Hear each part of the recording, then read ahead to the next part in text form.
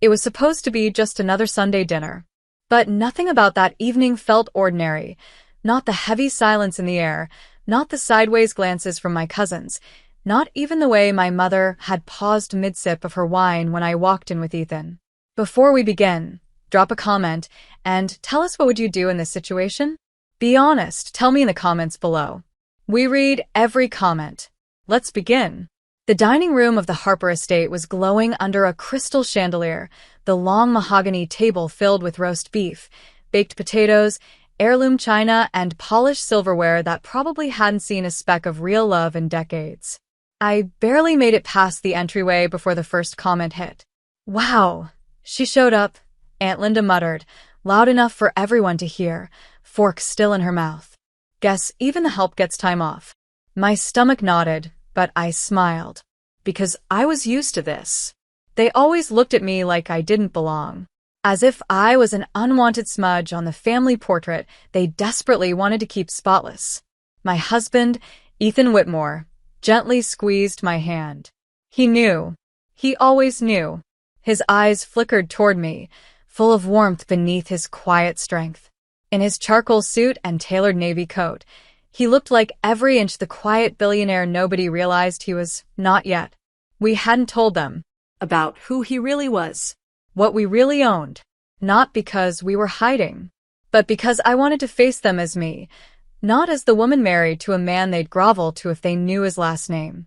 We sat near the end of the table, far from the seat my father always reserved for his real children. It was my younger half-sister Natalie who got the seat next to him. Perfect Natalie, with her Ivy League resume and designer smile. She looked at me with that glossy pity she wore like lipstick. "Oh," she said, tilting her head. "You wore that dress?" Ethan leaned in and whispered, "You look incredible, Willow." I smiled, but I was already bracing. Then it came. The blow I somehow never expected, though maybe I should have. My father set down his wine glass, wiped his lips slowly with a linen napkin, and looked straight at me. His tone cut the air like a cold blade. "You don't belong at this table." The room went dead quiet. He didn't blink.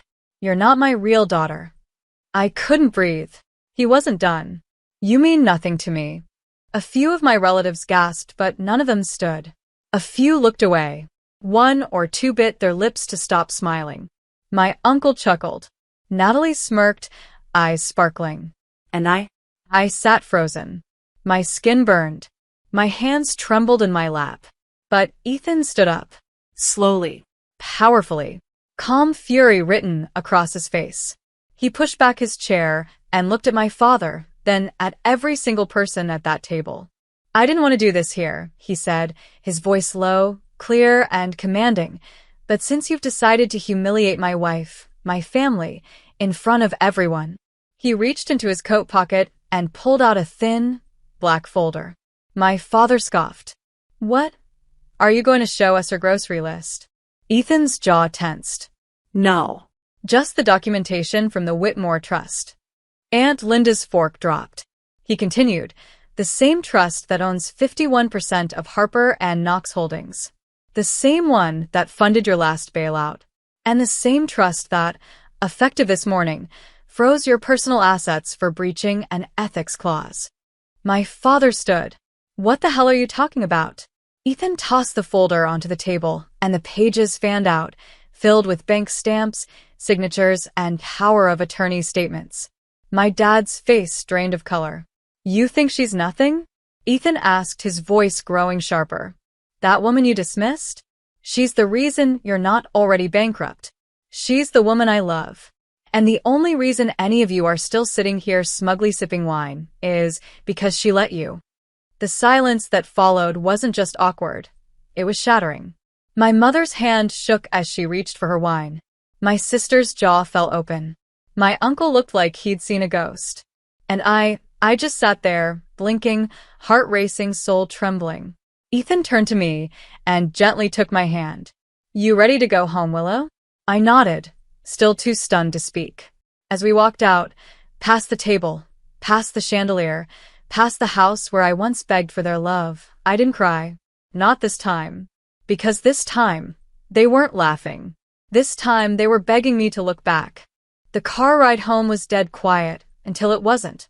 I sat in the passenger seat of Ethan's matte black Range Rover, my fingers twitching slightly in my lap. The low hum of the engine did nothing to silence the chaos in my head. But when I looked at him, his hand gripping the wheel, jaw clenched, gaze fixed straight ahead, I saw it. The same storm I was swallowing. I didn't expect it to go that far. I whispered, my voice thin. Ethan didn't answer immediately. Then, with a sharp exhale, he said, I was ready. Were you? He finally looked at me at a red light, his eyes piercing through the dark interior like fire through ice. Willow, you've let them mock you long enough. You've spent years carrying their shame like it's yours. But it ends now. I swallowed hard. I wanted to believe that. God, I did. But it wasn't that simple. Growing up, my father, Stephen Harper, had always made me feel like a placeholder. Not quite a daughter. More like a duty he begrudgingly tolerated because of a fling he had with my mother before she passed when I was 7. After she died, he remarried in just under a year. Then came Natalie. His true heir, as he always called her. The one who had his name. His blood. His pride. I had the last name, but never the seat. I turned to the window, blinking back the rising sting behind my eyes. I just didn't expect him to say it out loud. Not in front of everyone. Not like that. You expected too much from a man who's never treated you like you mattered. That one hit. Ethan parked the car in front of our brownstone in Brooklyn Heights. Under the street lamp, the red brick exterior looked warm and safe. I'd forgotten how much I needed that. He turned off the engine and placed a hand over mine. Let's stop reacting to them, Willow. Let's make them react to you for once. I turned to face him, breath hitching. You already did enough tonight. You haven't even seen what I'm about to do. The next morning, the bomb dropped. Front page. Forbes. The Wall Street Journal. New York Business Weekly. Billionaire Ethan Whitmore acquires controlling interest in Harper and Knox Holdings, names wife as new chair of the board. The headline hit them harder than any slap ever could. By 10 a.m., I had 63 missed calls. 12 from my father. 24 from Natalie. Several from Harper and Knox executives. The rest from distant relatives who suddenly remembered they had my number. I didn't answer a single one. Instead, I stood in front of the mirror in our bedroom, wearing the navy blue power suit Ethan had tailored for me months ago, back when I said I'd never be able to face those people as anything but just Willow. You look like a storm in silk, he said from behind, adjusting his cufflinks. I met his eyes in the reflection. Do you think I'm ready for this? He smiled slightly. I think they're not. When I entered the Harper and Knox headquarters later that day, the receptionist stood up like I was royalty. I was no longer the forgotten daughter. No longer the side piece to their perfect portrait. I was the woman who now owned the table they once kicked her from. Ms. Whitmore, the executive assistant stammered, standing quickly. Your father's in the boardroom. They're all waiting. Of course they were. I entered with Ethan 2 steps behind me. Not because he had to be, but because he wanted me to lead. When I stepped into that marble-walled boardroom, a dozen men and women in suits stared up from their leather chairs. But it was my father, pale, jaw tight, who stood. You can't just waltz in here like this, he snapped. This is still my company. Incorrect, Ethan said coolly. It was. I pulled out a folder of my own, copies of the acquisition paperwork, ethics clause violations, and every suppressed scandal that had been buried under my father's watch. And I let it hit the table with a thud. Stephen Harper, I said, voice clear, steady, and cutting, you're officially relieved of all executive duties. Effective immediately. The room gasped. He laughed bitterly. Who the hell do you think you are? I stepped forward, slow and deliberate, until I stood inches from his face. I'm the daughter you said meant nothing, I whispered. But I became the woman who now decides if you'll even have a desk left in this building. He didn't speak. Couldn't. No one did. Not until I turned to the room. You laughed at me. All of you. You watched him humiliate me for years. You said nothing. And now you'll answer to me. Not because I want revenge, but because I want a company with integrity. And that starts by removing rot. The silence cracked as Ethan placed a gentle hand on my back. Support. Power. Love. It was everything my father never gave me. But now, I had it in a man who didn't just stand beside me, he helped me stand taller. You'd think removing your father from power would feel victorious. Like standing on a mountaintop, wind in your hair, soaking in applause. But it didn't. It felt like cutting off your own arm just to stop the poison from spreading.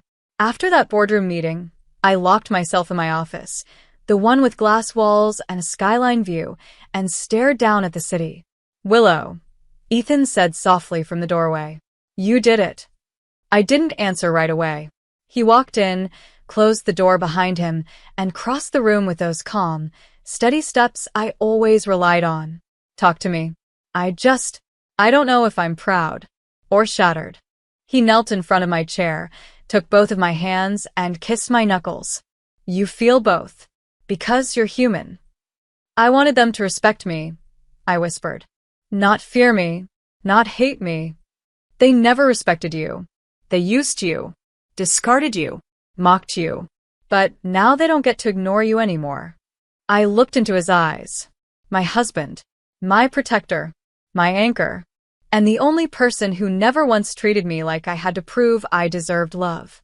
And it hit me, this wasn't just revenge. This was reclamation.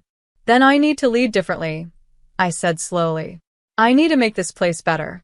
Not just for me, but for everyone like me who's ever been made to feel invisible.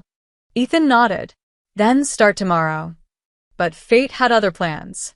Because as I stepped out of the elevator later that evening to head home, Natalie was waiting in the lobby, dressed in black, crying. I stopped. What are you doing here? She walked straight toward me, ignoring the security guard who tried to intercept. Willow, please, I didn't know. I didn't know he wasn't your real father. I froze. What? She wiped her tears with trembling fingers. Dad, he told me yesterday. After you left dinner. He told me your mom had an affair. That you were never his. The floor felt like it tilted. I barely heard Ethan calling my name from behind me. He said he stayed quiet because of shame. She continued, her voice cracking. He said you were a constant reminder. And when he saw you walking in here with everything he built, he snapped. It wasn't just betrayal anymore. It was abandonment built on a lie. The ground beneath everything I'd believed cracked wide open. Ethan stepped forward, wrapping his arm around me. Willow, we'll find out the truth. And I knew he meant it. Because 24 hours later, we had it. The DNA test confirmed what I hadn't wanted to believe. Stephen Harper was not my biological father. But there was another name. A man listed on the birth certificate filed under seal in a hospital in Connecticut. A name my mother had erased from every document before she died. Michael Langford, founder of Langford Biotech. Net worth, $12.4 billion. And apparently my real father. The next 2 weeks felt like living someone else's life. Because instead of confronting a man who rejected me, I was being contacted by a man who had never known I existed. His letter arrived in a black envelope. Handwritten. Gentle. Curious. I have no excuses. Only a desperate hope that I get to know the daughter I never had a chance to love. I didn't answer right away. I couldn't. But Natalie kept texting me. Apologizing. Crying. Telling me she never truly knew what it felt like to lose something until she realized I'd never had it to begin with. And then, one night, I found an old VHS in a dusty box in our brownstone basement. Labeled in shaky handwriting. For Willow. From Mom. Ethan hooked up the old player. We sat on the floor. Watched the screen flicker. And there she was. My mother. Laughing. Crying. Talking to the camera. If you're seeing this, it means you're old enough now. Old enough to know the truth. Michael Langford loved me once. But your birth would have ruined him then. I chose to protect you instead of burden him. But I want you to know something. You were never unwanted. You were never a mistake. You were my miracle, Willow. I broke. I sobbed into Ethan's chest. Not because I was hurt, but because for the first time in years, I felt whole. 3 days later, I stood outside a sprawling glass mansion on the cliffs of Newport, Rhode Island. Ethan held my hand. The door opened, and a man in his late 60s stepped out. Silver hair, warm brown eyes that looked just like mine, hands trembling. He didn't say anything. He just opened his arms. And for the first time in my life, I ran toward a father who actually wanted me. Michael Langford didn't try to explain away the years. He didn't make promises. He didn't cry big, dramatic tears. He just looked at me like he'd been holding his breath for decades and could finally exhale. We sat on the patio facing the ocean, wrapped in fleece blankets. The breeze was cold, but my heart felt strangely warm. He poured me tea, with shaking hands. "You remind me of her. Your mother." I never stopped wondering what happened to her after she left. "She protected me," I said quietly. "From everything." He nodded. "She always had more courage than I did." We talked for hours. About her. About what he did with his life. About what I'd done with mine. He didn't flinch when I told him about Stephen. Or the things he said. Or the way he'd treated me. He listened. Really listened. And that, somehow, meant more than any apology. At one point, I pulled out a photo from my coat pocket. My favorite picture of Mom holding me as a baby. He stared at it for a long time. "You were the greatest gift I never got to open." I didn't realize I was crying until Ethan's hand found mine and gave it a soft squeeze. Back in New York, things moved fast. The media caught on to the Langford connection. Headlines went wild. Harper's scandal grows. Daughter not his. Inherits controlling interest anyway. Langford's secret daughter, now one of the most powerful women in NYC. My father didn't dare reach out. But others did. Board members who once looked through me now scrambled to schedule meetings. One of them even sent flowers, with a card that read, "We always knew there was something special in you."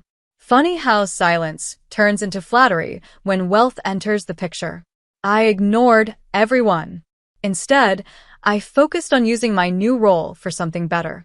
Ethan and I launched a foundation in my mother's name, the Diana Grace Initiative, focused on helping women escape toxic family systems and find their voice. For once, I was building something that wasn't about proving myself. It was about freeing myself. But not everyone was happy. Natalie showed up at the office one morning. No appointment. Just her and a worn-out look I'd never seen on her before. "I'm not here to beg," she said, standing in front of my desk. "I'm just here to say I'm sorry." I stared at her, waiting. "I didn't know what it was like," she said, eyes red. "To be the outsider. I grew up thinking you were just bitter. But now I realize how cruel we all were." I let her speak. I didn't interrupt. But I didn't hug her either. "Apologies don't undo years," I said calmly. "But maybe they're a start." She nodded. "I hope so." As she turned to leave, she paused in the doorway. "For what it's worth, Dad's lost everything now. He's drinking again. He keeps saying your name like a curse." I looked up. Then maybe that's his punishment. And just like that, she was gone. I sat back in my chair, staring out the window. This city had never made space for girls like me. But I had carved out my own seat at the table. And now I had no interest in ever giving it back. It was a gray Saturday morning when I returned to the Harper estate, alone. No cameras. No press. No Ethan. Just me. I hadn't planned to ever step foot in that house again. But something inside me needed closure. Not for them. For me. The same house, where I was once told I didn't belong, now looked strangely small. I walked through the front door without knocking. No one stopped me. In the living room, I found Stephen Harper, my once father, sitting alone in a wrinkled shirt, staring at a half-empty glass of bourbon. He looked up slowly. Bloodshot eyes. Ashtray full. Curtains drawn. "What do you want?" he rasped. I stayed standing. "Nothing. I just wanted you to see what silence builds." He let out a dry laugh. "You think you won? You think all this money and power makes you better than me?" "No," I said softly. "What makes me better is that I never used my pain to hurt other people. What makes me better is that I survived you." He looked down at the floor. like a man who suddenly saw the bottom of a cliff he'd stepped off years ago. I turned to leave, but paused at the doorway. "By the way," I said, voice calm, "Mom never cheated on you. You knew I wasn't your daughter. And you married her anyway. You just hated me because I reminded you of the truth you buried." He didn't deny it. I didn't need him to. Later that evening, I sat on the rooftop garden of our brownstone with Ethan beside me, watching the skyline shimmer under the night. "I thought going back would break me," I whispered. "But it didn't." He smiled. "That's because you're not the same woman who stood in that dining room weeks ago." "No," I said, turning to face him. "I'm stronger now." He took my hand, and freer. We stayed there, quiet for a while, until I finally asked, "Did you ever think we'd come this far?" Ethan laughed. "I knew from the moment you told me your story. I saw the fire they tried to smother. I knew you were going to change everything. And I did. I wasn't a mistake. I wasn't weak. I wasn't their shame. I was my mother's daughter, my husband's equal, and my own damn legacy." Let them remember what they said that night. Let them remember how they laughed. Let them remember the moment they realized I was the one holding the pen to write the final chapter.